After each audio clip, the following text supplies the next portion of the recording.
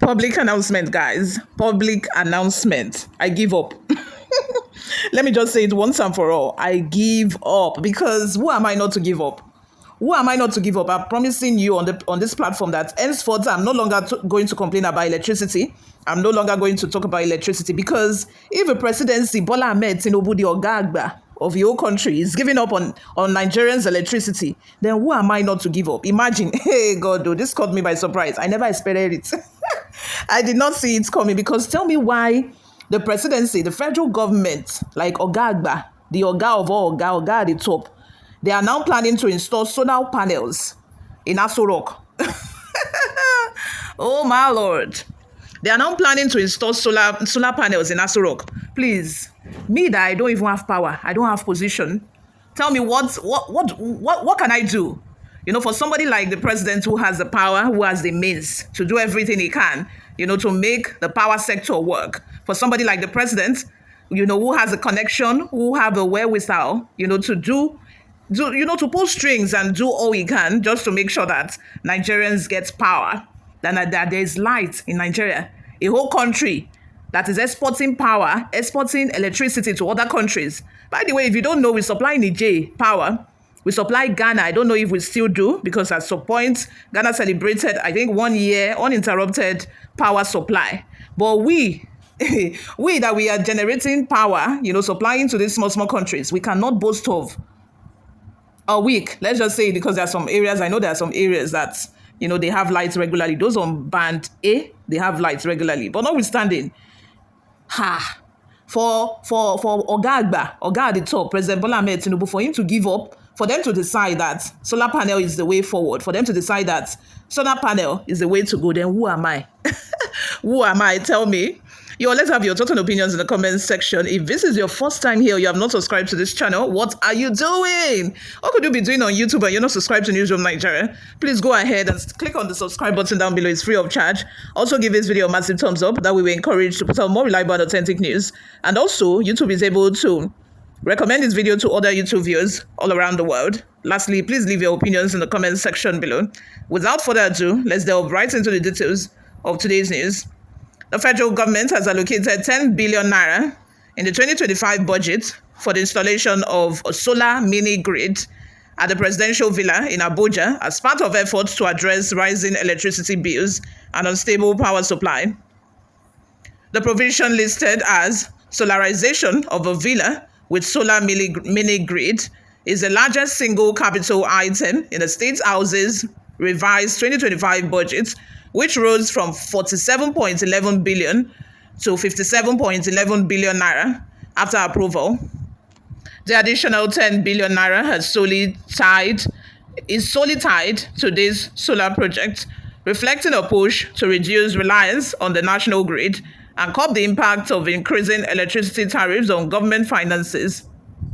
This move comes against the backdrop of escalating energy costs, particularly for Band A customers who receive up to 20 hours of electricity daily. In 2024, tariffs for Band A jumped from 68 naira per kilowatt to 225 naira per kilowatt before being slightly reduced to 209.5 per kilowatt by July. The State House, which falls under this high consumption band, saw its power expenses rise significantly. In 2024, it spent 483.34 million naira on electricity, a 40% increase from the 344.82 million naira spent in 2023, according to figures from the Governor's Spend platform. Despite monthly payment to the Abuja Electricity Distribution Company, the State House still accumulated arrears. In October 2024, it paid 316.88 million naira in a single transaction to clear outstanding bills up to August. Earlier in the year, the AEDC listed the villa among top government debtors with 923.87 million naira in unpaid bills, later reduced to 342.35 million naira after reconciliation. For 2025, the budget earmarked 311.9 million naira for electricity charges, suggesting an expectation of reduced energy costs following the solar transition.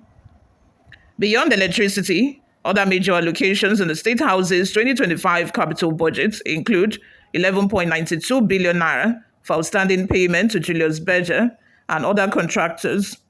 6.4 billion naira is set aside for routine maintenance of a president and vice president's residencies and offices. 5.49 billion naira has been allocated for general facility repairs.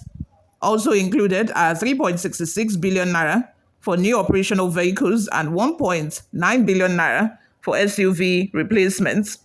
164.99 million naira is earmarked for bulletproof vehicle tires. Further allocations cover property renovation, security upgrades, office equipment, landscaping, and digital tools. The solar project, initially scheduled for completion between December 2024 and January 2025, has faced delays. While a 1.2 megawatt solar plant began construction at the State House Medical Center in October 2024, no work had started at the main villa by February 2025. An official involved in the project said continued dependence on costly diesel generators was unsustainable. In 2024, the federal government spent 88.75 million naira on diesel in just 5 months.